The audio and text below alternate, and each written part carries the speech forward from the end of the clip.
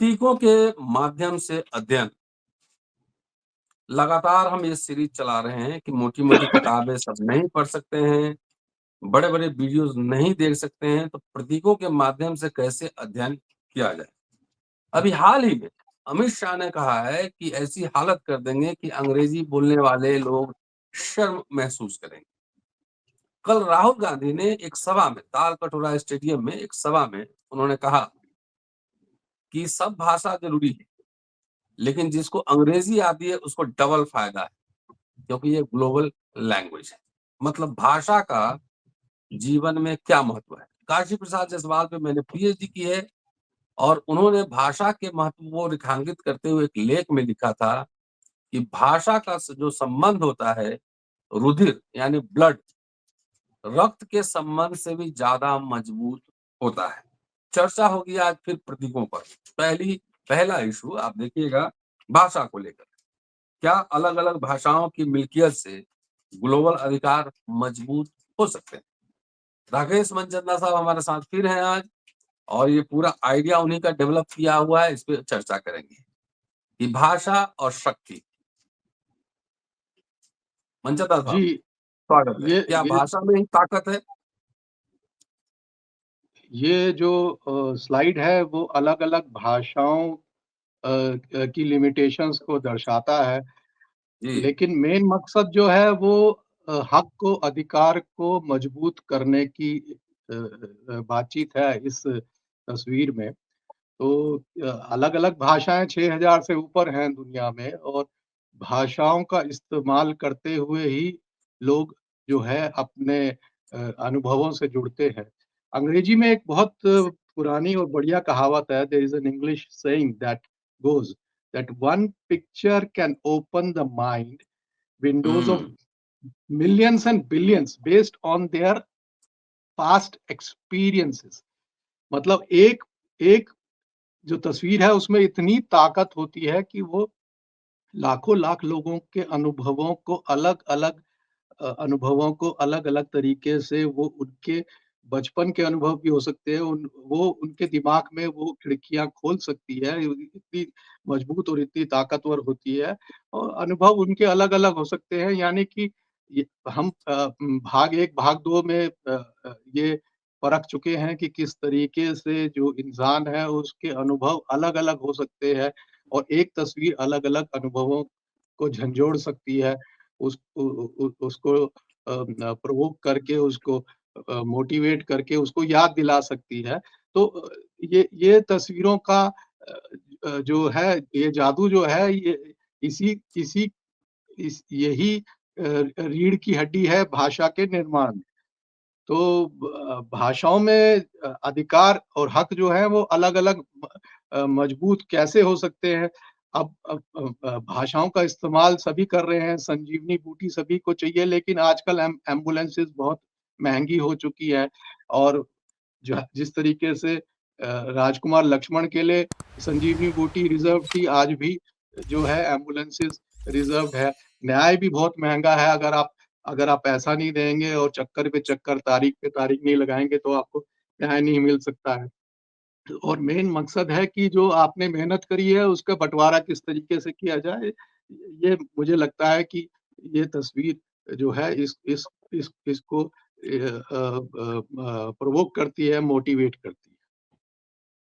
चलिए दूसरी स्लाइड पे चलते हैं। सभ्यता की अंधी दौर में मानव ने प्रकृति और प्राणियों को कैसे मात दी? कि ह्यूमन बीइंग इतने सारे यहाँ पे जीव हैं और ये ह्यूमन बीइंग ही क्यों? मानव क्यों आगे बढ़ पाया, बाकी लोग नहीं बढ़ पाए? इसके पीछे क्या लैंग्वेज का जी, खेल है? जी, जी। भाषा कम्युनिकेशन का खेल है? ये क्या है? ये समझते हैं इसे। जी, जी, जी। मंजनदार साहब। मैं इस तस्वीर के माध्यम से आपको आपके दर्शकों को याद दिलाने की कोशिश कर सकता हूँ कि आप चाहे गाँव में रहे हो, चाहे बचपन में रहे हो बचपन में शहर में रहे हो, तो ये जो अंधी दौड़ होती है, ये इसमें भाषाएँ प्राणियों की अलग होती है, इंसानों की अलग होती है।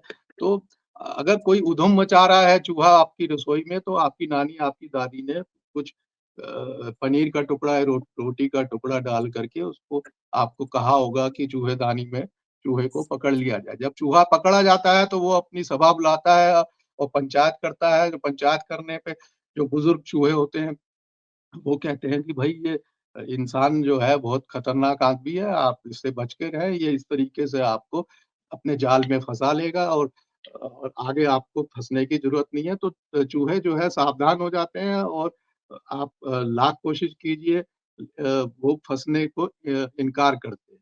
लेकिन जब आप चूहेदानी को बदल देते हैं और उसमें उसको साफ कर देते हैं, अच्छे से रसोई को धो देते हैं, उसकी डायरेक्शन को चेंज करते हैं, तो थोड़े दिनों बाद उसमें आप कोई चिकन का या पनीर का टुकड़ा लगा देते हैं, तो फिर एक चूहा फँस जाता है। अब चूहों की जब एक मज़ेदार पंचायत होती है, तो जो बुज़ुर्ग चूहे हैं, वो अपना हुक्का लेके आते हैं, पंचायत करते हैं। वो कहते हैं कि भई हमने कहा था कि इसमें ऐसे मत फँसना, कैसे फँस गए आप लोग? तो बड़ी चिंता का और चुनौती का विषय होता है।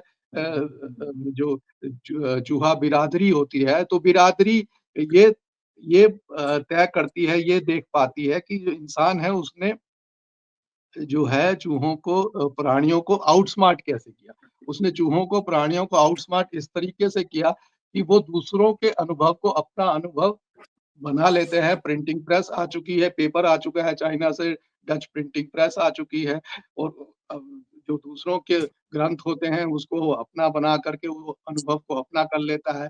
फिर ऑडियो विजुअल से वो उसको लगता है कि उसको अंटार्कटिका जाने की ज़रूरत नहीं, बैठे-बैठे वो स्विच ऑन करता है और थोड़े से ही पैसों में वो पोलर बियर और डिस्कवरी चैनल में वो चीज़ें देख पाता है जो जहाँ पर वो ज़िंदगी भर जाने को तरसता तो ज़रूर है, नहीं जा पाता लेकिन उन दृश्यों को, उन हैपनिंग्स को वो अपना बना पाता है। तो ये एक डिसाइडिंग स्लाइड है जो ये डिसाइड करती है कि देखिए हम जो हैं वो एकजुटता से लोगों के अनुभव से ही आगे बढ़ रहे हैं मानव और इस तरीके से थोड़ा-सा हम लोग जो है हम थोड़ी बदमाशी ज़रूर करते हैं, क्रूर ज़रूर हैं लेकिन हमने आउटस्मार्ट किया है प्राणियों को। चलिए अगले स्लाइड पे चलते हैं। Life is struggle between two, heart and mind. क्या मतलब है जी, जी, जी।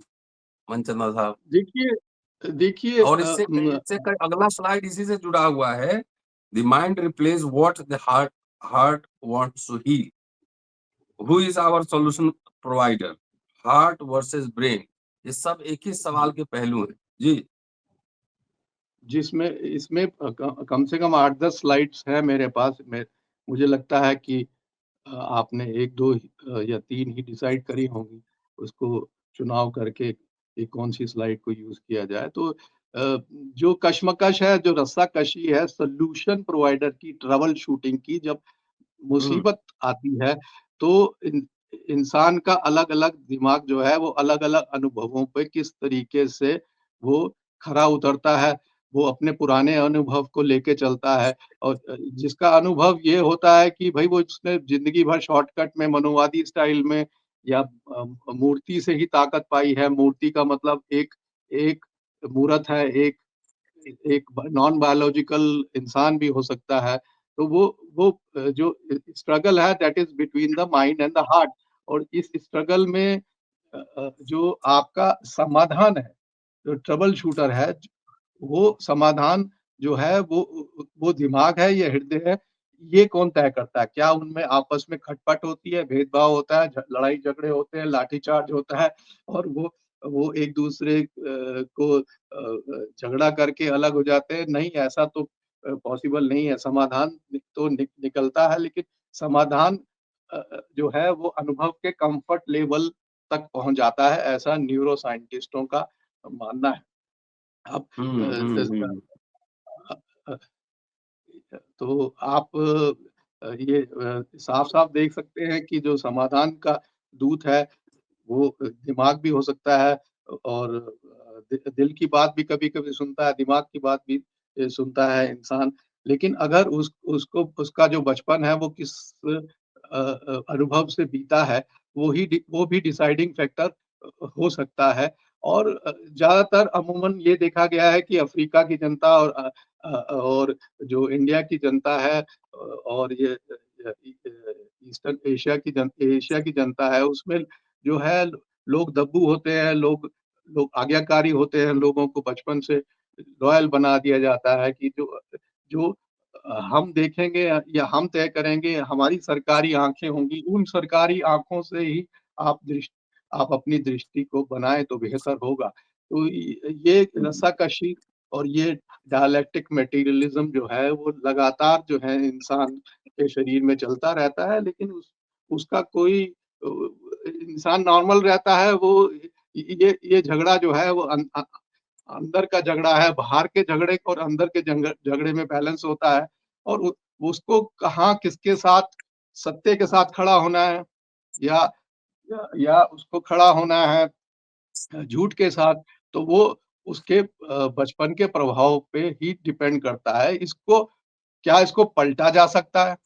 क्या क्या जो इंसान जो है वो लगातार ये सोचता है कि वो जो है वो ऊँचे कुल में पैदा हुआ है और उसको उसकी उसका हक ज़्यादा है, तो वो उस हिसाब से जो है समाधान ढूँढता है और वो चाहता है कि व्यवस्था जो है जो है वो बुद्धिमान लोगों के हक में होनी चाहिए। बुद्धिमान से मतलब ये है कि जो ऊँची जाति के लोग हैं और जो जो दूसरा है वो चुपचाप जो है गुलामी झेलता आ रहा है। तो ये एक बड़ी मज़ेदार जो घटनाक्रम था। मैंने काफ़ी कोशिश करी कि इसको इन बिंदुओं को जोड़ के ला सकूँ और आपके दर्शकों का फीडबैक रहेगा इसके जी, background ji.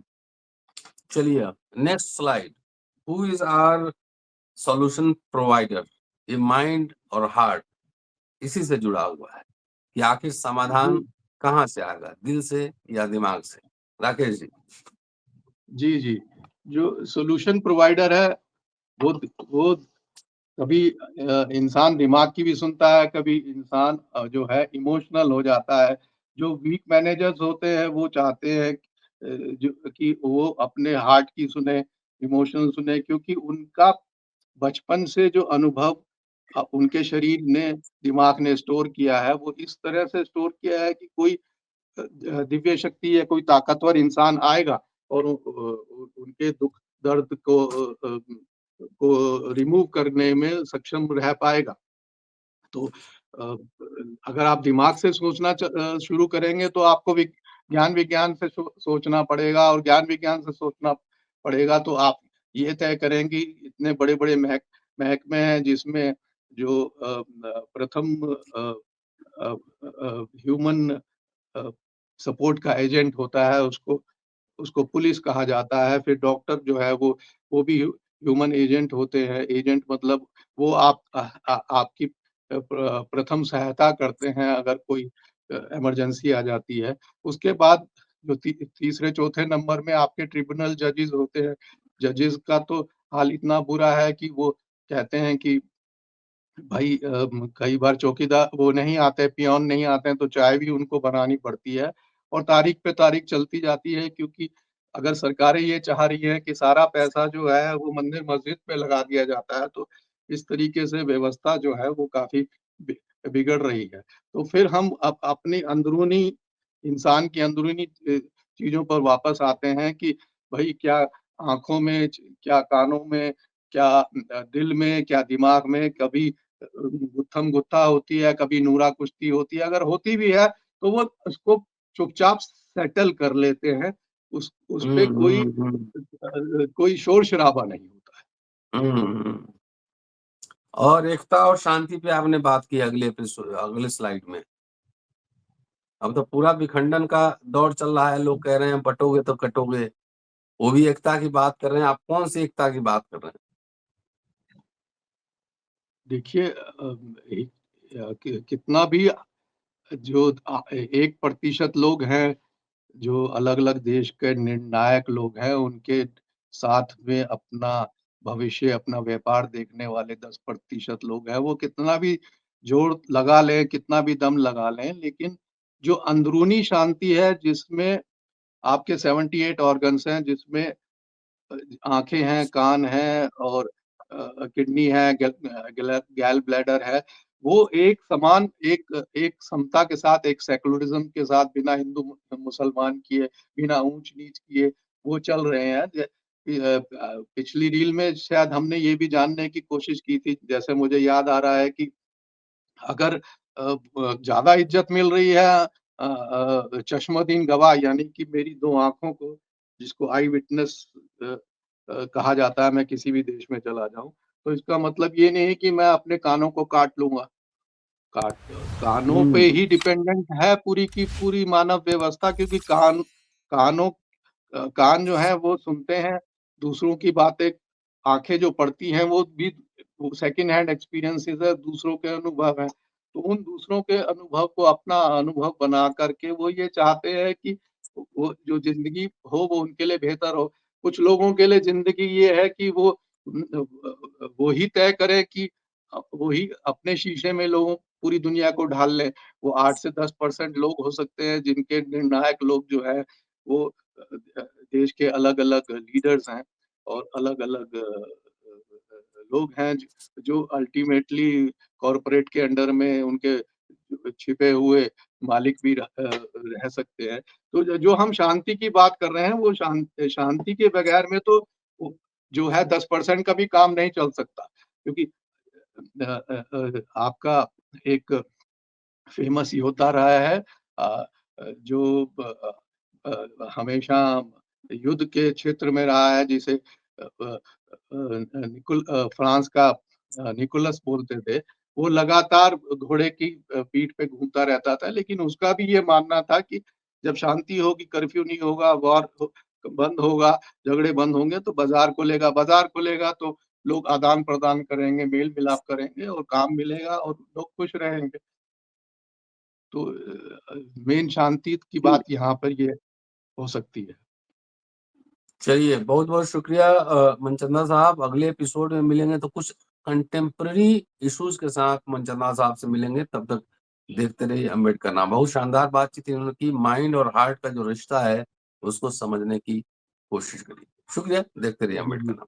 Thank you sir. बहुत-बहुत शुक्रिया आपको और आपके दर्शकों को जो ढेर सारा फीडबैक दे रहे हैं, ढेर सारा प्यार दे रहे हैं और काफ़ी कमेंट्स और काफ़ी फ़ोन आ रहे हैं मुझे। बहुत-बहुत शुक्रिया। Thank you. Thank you sir.